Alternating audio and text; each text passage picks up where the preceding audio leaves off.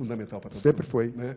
Só que não existia essa figura na época, né? A figura do produtor, mesmo a nível de Brasil, existia quem fazia isso, mas não tinha esse nome, não tinha essa denominação, não tinha essa valorização. Hoje no Brasil, até com o surgimento dos cursos universitários de produção cultural, há uma valorização desse fazer.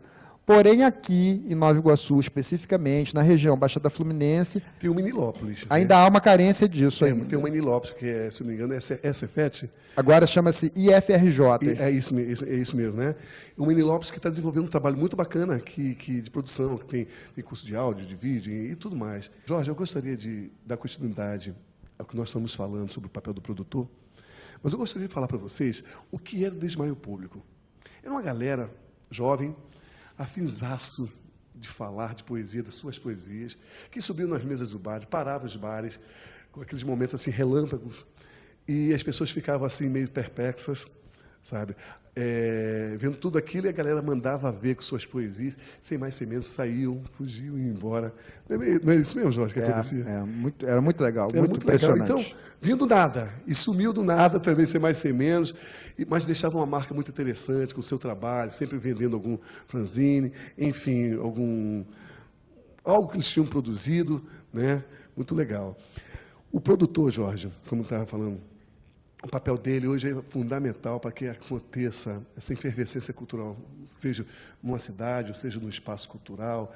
Enfim, eu vejo ainda ele não tão valorizado. Tipo assim, o artista já não é valorizado no seu papel. Mas o produtor menos ainda, né, Fernando? Você não concorda, não? Porque, na verdade, muita gente ainda nem sabe, nem conhece direito o que é isso, né? As pessoas, às vezes, perguntam assim, mas o que faz um produtor e tal?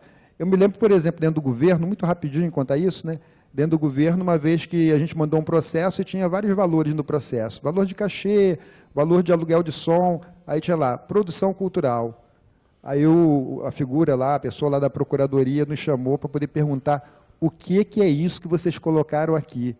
Né? E só depois que a gente fez uma explicação para ele e tal, bem tranquila, bem longa até e tal, é que ele, bom, então tá bom, e é isso, são as pessoas que trabalham no lance, que apoiam e tal. Então, quer dizer, é difícil porque as pessoas, na verdade, em regra, as pessoas não conhecem ainda essa figura.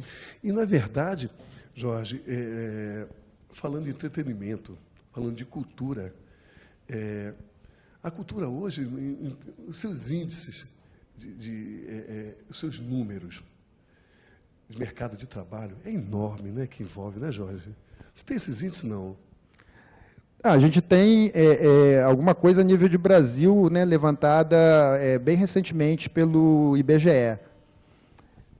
Na verdade, o setor cultural, no sentido amplo da palavra, quer dizer que envolve entretenimento, envolve emissoras de TV, jornal, né, no sentido bem amplo. Ele é o setor mais dinâmico hoje da economia brasileira, é o setor que mais cresce. Né? Por outro lado, é um setor muito concentrado. Então, sabe-se assim, que 90% da atividade ligada ao chamado mercado de cultura, ou economia criativa, como se chama também, 90% está concentrado na região sudeste. Então, uma coisa muito... 10% espalhado pelo Brasil todo? E o restante 10% espalhado pelo Brasil. Na própria região sudeste, é uma concentração muito grande, né, no eixo Rio-São Paulo. E dentro do Rio, só para citar como exemplo, você tem uma concentração na zona norte, na zona sul, desculpe, na zona sul e no centro da cidade do Rio de Janeiro. E é importante também falar da cadeia produtiva da cultura, né? A cultura, ela mexe com a economia. Sabe-se hoje que a cultura desenvolve, inclusive, a economia. A cultura não é só um índice de desenvolvimento econômico, mas ela provoca o próprio desenvolvimento. Jorge, e atualmente, como é que você está vendo a produção cultural dessa região aqui, cara? Eu acho que, recentemente, em Nova Iguaçu, aconteceu um fenômeno muito interessante, que é a entrada dos chamados novos agentes no miolo da produção cultural, no miolo da discussão da cultura. Novos agentes não em termos de idade, claro que muitos são realmente muito jovens, né?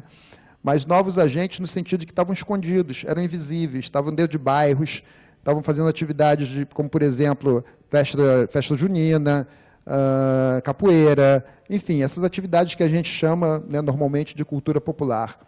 Então, com um certo incentivo do governo federal, com algum incentivo do governo municipal aqui, com a questão do Fundo Municipal de Cultura, esse pessoal se aproximou. Então, hoje, eles se assumem como agentes de cultura. Usando um termo assim um pouquinho errado, eu diria que se assumem como fazedores de arte e de cultura. Bom, gente, eu estive aqui com Jorge Cardoso, poeta, amigo, jornalista. Jorge, prazerzaço, sua contribuição no Quitanda Cultural, falando sobre produção cultural aqui da região. Tá ok, cara? Prazer foi meu e estamos aí para qualquer coisa que vocês precisarem. Quitanda Cultural, onde o conteúdo é o